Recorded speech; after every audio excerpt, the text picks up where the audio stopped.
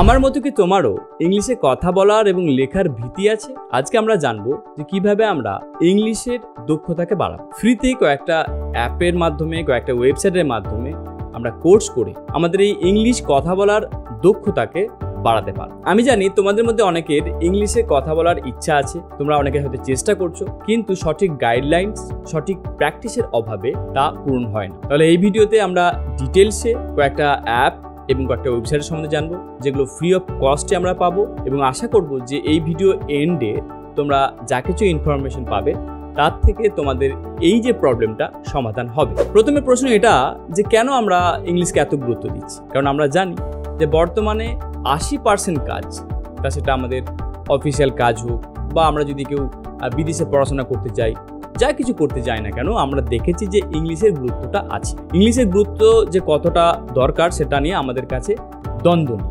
একটা রিসার্চ বলছে যে কোনো জব করতে গেলে, প্রাইভেট হোক বা সরকারি জব করতে গেলে 80% কমিউনিকেশন কিন্তু ইংলিশে হয়। আর এই ইংলিশ যদি আমরা ভালো করে জেনে যাই, তাতে আমাদের ব্যক্তিগত জীবনেও একটা পরিবর্তন দেখতে পাই। আমরা ব্যক্তিগতভাবে নিজেদেরকে ব্র্যান্ডিং করতে পারি, তাতে আমরা নিজেদেরকে আত্মবিশ্বাসী করে তুলতে পারি, সেটা আমরা জানি। তাহলে এই ইংলিশ শেখাতে প্রবলেমটা কোথায় হয়? কমন কি মিস্টেক আমরা করি? কোনটা আমরা চ্যালেঞ্জেস দেখতে পাই? প্রথম যে বিষয়টা আমরা অনুভব করি, যদি আমি ভুল করি, এই ভুল করার একটা টেন্ডেন্সি আছে আমাদের মধ্যে। আমরা যখনই ভাবি যে দু এক কথা বলবো, হয়তো ভুলভাল হয়ে যাবে, এই ভুলের ভয়তে আরও আমরা নিজেদেরকে গুটিয়ে ফেলি, এটা আমরা দেখতে পাই। 2 নম্বর যে সমস্যাটা আমরা দেখতে পাই, যে প্র্যাকটিস করার সুযোগ নেই। কারণ আমাদের আশেপাশে আমাদের মাদার ল্যাঙ্গুয়েজ কথা বলি, আমরা আমাদের মাতৃভাষায় কথা বলি, আমরা তো ইংলিশে প্র্যাকটিস করছি না। তাহলে সঠিক প্র্যাকটিসের অভাবের জন্য আমরা কিন্তু এই ইংলিশটাকে শিখতে পারি না। আর 3 নম্বর যেটা সমস্যা, সঠিক গাইডলাইন্স। কিভাবে শিখবো, কে শেখাবে, কোথা থেকে শিখবো, এটাও আমাদের কাছে ক্লিয়ার নয়। তাই এই বিষয়টা না আমাদের কাছে অধরাই থেকে যায়। প্রথমে যে ওয়েবসাইটের কথা বলবো, BBC লার্নিং ইংলিশ।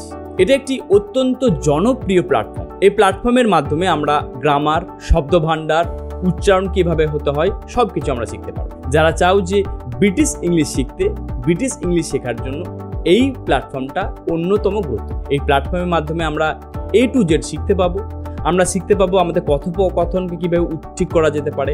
আমরা এখান থেকে শিখতে পাবো যে আমাদের উচ্চারণগত যে প্রবলেমগুলো আছে সেটা আমরা এখানে শিখতে পারবো। এরপরে কোর্সেরা বলে একটি প্ল্যাটফর্মের কথা বলবো, যেখানে speak English by Georgia Tech বলে একটি ইউনিভার্সিটির মাধ্যমে এই কোর্স কন্ডাক্ট করা হয়। তাহলে বুঝতে পারছো যে জর্জিয়া টেক ইউনিভার্সিটি এই কোর্সটা করায়। এই কোর্সের মাধ্যমে আমরা ইংলিশের যাবতীয় তথ্য আমরা জানতে পারবো, ইংলিশ কিভাবে শেখা যায়। বিশেষ করে যারা চাইছো যে ইন্টারভিউ যে প্রবলেমগুলো আমরা ফেস করি, ইন্টারভিউ যে টিপসগুলো, কিভাবে কথা বলতে হয়, বা আমরা যখন জবে থাকছি তখন কিভাবে কথা বলতে হয়, এই সমস্ত বিষয়গুলো এখানে আমরা শিখতে পারবো। প্রেজেন্টেশনকে কিভাবে সঠিকভাবে করতে হয়, এই জিনিসটাও আমরা শিখতে পারবো এই কোর্সেরা অ্যাপের মাধ্যমে বা কোর্সেরা ওয়েবসাইটের মাধ্যমে। অ্যাপ এবং ওয়েবসাইট দুটোই কিন্তু অ্যাভেলেবেল আছে। এরপরে যে ওয়েবসাইটের কথা বলবো, এই ওয়েবসাইটের নাম হচ্ছে অ্যালিসন, যেখানে ডিপ্লোমা ইন ইংলিশ লিটারেচার শেখানো। মানে বুঝতে পারছো যে তুমি ইংলিশ লিটারেচার ভালোভাবে শিখবে এই ওয়েবসাইটের মাধ্যমে। গভীরভাবে যারা এই ইংলিশ ভাষাতে দক্ষতা অর্জন করতে চায়, তাদের জন্য অ্যালিসন ওয়েবসাইটটা অন্যতম গুরুত্বপূর্ণ হতে পারে। এবার আসি সবথেকে মজাদার একটি অ্যাপের কথা। এই অ্যাপটির নাম হচ্ছে ডুওলিঙ্গো। এই অ্যাপটা ফ্রি অফ কস্ট, একটি টাকাও তোমাকে ইনভেস্ট করতে হবে না। প্রতিদিন 10 মিনিট থেকে 15 মিনিট তুমি যদি সময় দাও, তাতেই তুমি সহজেই কিন্তু ইংলিশ শিখতে পাবে। এবং এটা কিন্তু মজার ছলে গেমের আকারে শিখবে। তোমার প্রতিদিন একটা করে লেভেল থাকবে, এখানে তুমি শিখবে কিভাবে কমিউনিকেট করায়, কিভাবে তোমার শব্দভাণ্ডারকে বাড়াবে, প্রোনাউন্সিয়েশন কিভাবে করা যায়, এই সব কিছু তোমরা শিখতে পারবে এই অ্যাপেতে। সর্বশেষে EDX বলে একটি ওয়েবসাইটের কথা বলবো। যারা চাইছো যে আমরা রেজুমেকে কিভাবে তৈরি করবো, যারা চাইছো যে লেখার কি করে ভালোভাবে উন্নতি আনতে পারবো ইংলিশে, তো সেই ক্ষেত্রে EDX অন্যতম মাধ্যম হবে তোমার শেখা। তাহলে তোমরা যদি এই EDX প্ল্যাটফর্মে যাও, এখান থেকে তোমরা বুঝতে পারবে যে কিভাবে তোমরা রেজুমেকে ঠিক করবে, কিভাবে তোমার লেখার যে ত্রুটি আছে সেটা কিভাবে সংশোধন করবে, এটা তোমরা জানতে পারবে EDX নামক ওয়েবসাইটটা থেকে। আমরা তো কয়েকটা ওয়েবসাইট এবং অ্যাপের কথা জানবো, এবার আমরা জানবো যে কিভাবে এটাকে প্র্যাকটিস করা। প্রথম যেটা কাজ হবে আমাদের শোনা। আমরা নিয়মিত সকালে যদি আমরা আধ ঘন্টা সময় দিই, যেখানে আমরা শুনবো, কি শুনবো, যে কোনো ইংলিশ নিউজ শুনতে পারি, আমরা এখন ইংলিশ পডকাস্ট শুনতে পারি। ধরো তোমার ভালো লাগে স্পোর্টস, তোমার ভালো লাগে সিনেমার কিছু গল্প, তো এখন দেখতে পাচ্ছি যে ইংলিশ অনেক পডকাস্ট আছে। তো ইংলিশ পডকাস্টে আমরা যে কথোপকথন হয় তার মাধ্যমে আমরা শ্রবণ শক্তিকে বাড়াতে পারি। যত বেশি আমরা শুনবো আমাদের ইংলিশের দক্ষতা বাড়বে। এর পাশাপাশি আরেকটা জিনিস আমাদের করতে হবে, শুধু শুনলেই হবে না, বলতে জানতে হবে। তাই বলা প্র্যাকটিস করা কিন্তু আমাদের প্রয়োজন আছে। অন্তত আমরা যদি 15 থেকে 20 মিনিট প্রতিদিন প্র্যাকটিস করি বলার, তাতে আমাদের ইংলিশ বলার দক্ষতা বাড়বে। সেখানে আমরা কি করতে পারি, আমরা একটা বন্ধুকে বলতে পারি, দেখ ভাই তোরও ইংলিশ বলতে ইচ্ছা হয়, আমারও ইচ্ছা হয়, আমরা শিখতে চাই, কারণ এই ভাষা আমাদের পরবর্তীকালে কর্মের জন্য প্রয়োজন আছে। তাহলে 2 বন্ধু একত্রিত হয়ে একটা গ্রুপ বানিয়ে নাও, নির্ধারিত সময় করে কথা বলো। যখন তোমরা একে অপরের সাথে কথা বলার চেষ্টা করবে, তোমাদের কথা বলার দক্ষতা বাড়বে এবং পরবর্তীকালে তোমরা আরও বেশি কনফিডেন্স পাবে, আত্মবিশ্বাসী হবে। ইংলিশে শুধু বলতে জানলেই হবে না, লেখার ক্ষেত্রেও কিন্তু উন্নতি দরকার।